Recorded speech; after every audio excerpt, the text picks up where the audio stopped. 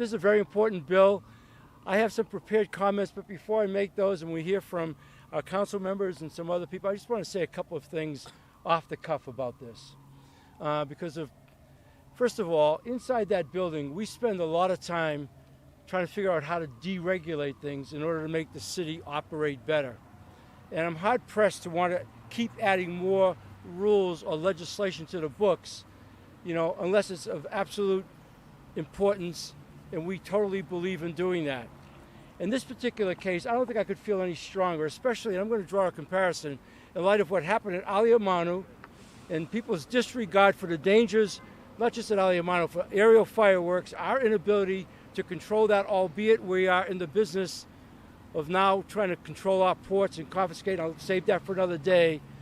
But I've been personal witness to the abuse going on with e-bikes. I've seen it so many times in my own car, kids going down the street, doing wheelies, no helmets, just acting dangerously out there in the open time and time again. And you say, you think it's a lot of fun until you end up in the emergency room. You think it's a lot of fun until your parents find out you got killed doing something really stupid. So this piece of legislation is designed to try to help people from hurting themselves. Okay? That's really what it's about. So I want to read the following because we got some really great speakers I want them to say, but I'm very proud of the fact we're able to get this done.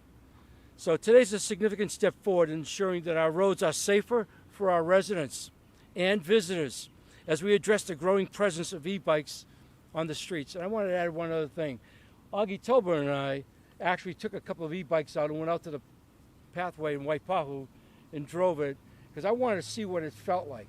And these things can go really fast. There's no question you can kill yourself. There's no question that it just, in a younger person, I can see how it would bring out the adventure in them. But we've got to have some rules here before we end up with more fatalities than we want. So while the state legislature did not pass e-bike legislation this year, our council, the Honolulu City Council, has taken decisive action to implement new safety measures to protect both e-bike riders and the public. So I want to acknowledge and thank all of our members of the City Council. Chair Waters is over there. All of our council members, I think, are here today, and we're going to hear from Councilmember Dos-Santos term in a moment. But I especially want to thank Tyler Dos-Santos term and Augie Tulba for their leadership in addressing this urgent issue. Special good thanks go to the advocates, our law enforcement, community members who voiced their concerns, because there were lots of them, and who worked collaboratively to help shape this legislation. E-bikes have become an important mode of transportation. Make no mistake about it. We recognize that. We all talk about alternatives to transportation as we stand here in our new bike lanes here. Okay? We know that they offer affordable and sustainable options for many residents. We get that. However, with their increasing use, we must also ensure public safety by implementing responsible regulations. So Bill 52 introduces necessary safety regulations, including a motor power limit. E-bikes exceeding 750 watts cannot be operated on public streets, highways, alleys, paths, or trails. E-bikes exceeding 750 watts. Helmet requirement for minors. Anyone under 18 must wear a helmet while operating on an e-bike. And guidelines to prevent reckless riding. Riders must keep both wheels on the ground, sit properly on the seat, and avoid reckless maneuvers. And I would tell you, that is the thing I've been eyewitness to over and over again. So if I sound a little fired up about this, it's because we don't want anybody getting needlessly hurt, okay? Prohibition of unsafe riding. Exhibition riding such as wheelies and standing on handlebars is prohibited unless part of an authorized event. Safety must always be our top priority, and Bill 52 reflects our commitment to protecting all road users. This ordinance is a proactive step to address the challenges of e-bike use in Honolulu while we continue to work towards long-term solutions. So once again, I want to thank our City Council for their leadership on this and being bold and being decisive and putting it into law. Thank you. I think up next is Councilmember Tyler Dos-Santos term. Thank you. Well, thanks, Mayor. We've heard time and time again, riding an e-bike comes with responsibility. And we see out on our roads far too many people riding recklessly, far too many kids not wearing helmets. I don't want to see a single other parent have to take their kid to an emergency room, have to worry about whether their kids are going to be okay riding an e-bike. And that's what this law does. It sets some parameters, it sets some expectations for how these devices are expected to be used in our city. It sets clear guidelines for enforcement, but also helps parents to have these needed conversations with their kids about how to ride safely and what they need to do. So that's the end of my prepared remarks. I was just told by my colleague over here that I should say, what was the word? Hammers, wear helmets. That's right. Hammers, wear helmets. That's going to be the new tagline. I wanted to make sure I got it 100% right. We're going to put them on shirts. Hopefully it becomes a thing, because it really is true. That's the message, is that, you know, if you're going to be on an e-bike, you should be riding safely, and that means wearing a helmet too. So, thank you. I want to make sure we gave credit to Augie for that. Good morning. James Ireland, Director of the Honolulu Emergency Services Department. I don't have any catchy phrases, but I will say at Honolulu EMS, we don't want your e-bike business. Unfortunately, in 2024, we had 348 e-bike incidents or crashes that EMS responded to. So that comes out to just about one a day. And so far in 2025, we're on the same track. I participated in the task force as well as our paramedic supervisor, Sonny Johnson, who's here today. And I think the most important safety feature in this legislation from the EMS standpoint is the mandatory bike helmets for people under 18 on these e-bikes, because the injuries we see, not only do they include fractures, chest and abdominal injuries, but they also include critical facial and head injuries, and that have also been unfortunately fatal. And so, you know, while people may still get injured with a helmet, you're protecting the brain, you're protecting against future disability and death if the mishap were to occur. So I'm really proud of our working relationship with the Department of Transportation and the City Council on this in an effort to save lives. Thank you. Aloha, I'm Roger Morton. I'm Director of Transportation Services. This is a first step in trying to make our streets a little safer. We look forward to our legislature in all the proliferation of all these electric devices. E-bikes are just one. There's electric scooters, there's electric skateboards, there's all the other devices too, and we need to address those. First we need to define them, but then we need to address them. My personal goal is everybody that rides a motorized device on the street anywhere has to wear a helmet. We encourage the responsible use of e-bikes. As the mayor said, they are an important part of our transportation system, and we encourage them. But we got to understand that these new technologies, and there's many of them, are here to stay. And so we just got to mold our laws and our regulations with these new technologies, and that's where we're at right now, is just trying to address them, because these are an exploding amount of technology. E-transportation are vehicles. They're not toys, and they're not toys for our keiki to play with. We encourage the responsible use of this, but we can't tolerate irresponsible use that puts our keiki at risk. Bill 52 establishes clear guidelines that make it easier for our first responders to actually enforce the law. It's one thing to pass a law, it's another thing to enforce the law. And finally, our goal is always to create a safe transportation network for our citizens. Thank you very much. Eduardo?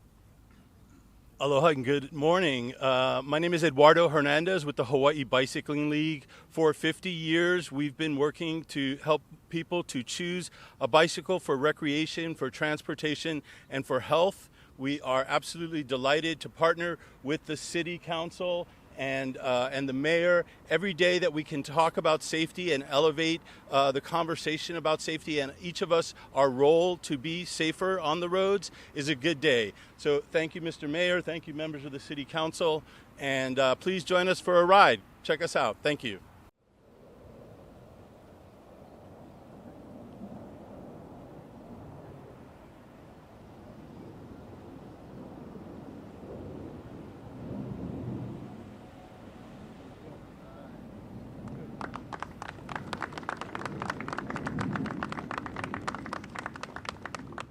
Major Slater, you want to come up and talk a little bit about enforcement? I don't intend, at least we haven't planned on putting additional police out there. We have a lot of police on the roads. It's just, as I said earlier, we see kids doing stuff like this, and maybe I'm sure some have been warned. This is a way where it's going to be more than just a warning. So, sorry, I kind of feel like the second string. I didn't get invited to stand in the back, but I got the questions. But I'll do my best. So we don't plan on increasing anything. We have been actually actively enforcing, even using state legislative laws to date. I think we even made headlines a few months ago where HPD cracks down on e-bikes, but I think there's a real big, gross misconception of what an e-bike is. And I think that's what Bill 52 really does help define it for the consumer, for the parents out there. The things you're seeing doing the wheelies, driving recklessly, those are not e-bikes, right? Those are electric motorcycles, electric dirt bikes. They actually fall under a different category. You know, Class 1, Class 2, Class 3 e-bikes are wonderful modes of transportation. They're excellent for, obviously, the green footprint, but overall, they're good devices. But I think they get a bad rap because you see the Surons out there, these fast motorcycle-like devices operating unsafely. So we have been actually enforcing the law based on that. You know, obviously, if you have a Suron, you're on a public roadway. It has to be able to be operated safely on the roadway with headlights, rear lights, mirrors. It's got to be licensed, safety checks, right? You need a Type 2 license. You need insurance. So there's a lot of things that go into riding those types of devices already in law. We're really hopeful that this year's legislative session passes even easier defined laws that can be enforced. But I think Bill 52 is an excellent bridge for that. It's a really good tool for us. It has a lot of information there that we can use for our enforcement, and we'll just continue doing what we have been doing. It's difficult for an officer to determine the difference between like a Class 1, 2, or 3 unless you're into e-bikes or unless you do your research. It's pretty easy to determine the difference between like a Suron or something. I mean, there's no pedals. These things are built like a motorcycle. They're easily defined visibly for the officers. And that's what we've been targeting a lot of, because that's where we're seeing a lot of the dangerous behavior. Oh, no, it's island-wide. I know when I was the District 6 commander in Waikiki, that was pretty much a daily occurrence. I know a lot of the individuals enjoyed riding down Kalakaua with their, popping the wheelies, and, it was a frustration for people, but the officers had to take risk assessments into account, right? Like, are they going to do the traffic stop or possibly even get into a pursuit, high populated area? So, but we did do a lot of enforcement on that in District 6, and I know the other districts are stepping up as well. $1,000. Yeah. That's kind of heavy. Yeah, popping wheelies. That's probably a good question, but I would tell you, I think it's because of the proliferation of e-bikes, and we wanted to address that. And let me just say one other thing, and I'll come back to that. I want to assure you that... That was a joke. All right. Yeah, I was going to say a whole lot about Major Slater. We've worked a lot with him over the last, while he was in Waikiki and stuff. He's anything but second team. Look, it's really... The thing that's made itself most prevalent in our minds is a flood of e-bikes on the market, and at all ages, the kids under the ages and stuff as well, and that's posed a danger. I think we'll probably, as I said earlier, Dylan, we're hesitant to create more and more laws because they're only meaningful if you can enforce them, and we're not trying to be overbearing that way. But again, as I said at the outset, we're trying to set some guidelines so people don't hurt themselves, okay? And this required some guidance, so that's what we're putting in play now, okay? And if, we pull somebody over and they're over the age of 18, that's no different than you had to give a card at a bar when you're proving you're 21. So be it. If they look that young and that's what happens, they can just easily prove their identification. Paul, I wouldn't think too much about that. I don't have the year-to-date stats so far of what we have used. I do know in those 2 operations that we did, I know we had like 8 arrests. I think only like 3 or 4 of them were juveniles. The rest were adults. We did use reckless driving. We used driving without a license because they did not have a driver's license to be operating those vehicles. And I think when I was doing the radio show with Councilmember Tulba, we were talking about, I have, obviously my son is of that age where he's into these things, and I've seen one of his friends riding a Suron. And so I had to explain to the parents. They said, oh, it's just an e-bike, right? And I said, no. I said, imagine this. Like, would you let your child drive a Tesla? And no, and well, that's a vehicle, that's a car. It's just that it's an electric version of a gas-powered car. Basically, letting them ride the Suron, you're letting them ride a motorcycle. I mean, these things go over, can go 50 miles per hour or more, depending on how they modify it.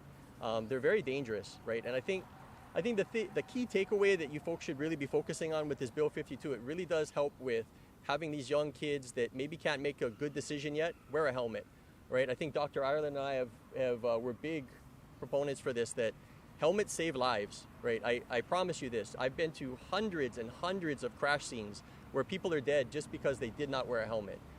Yeah, is it going to mess with your hair a little bit? Sure.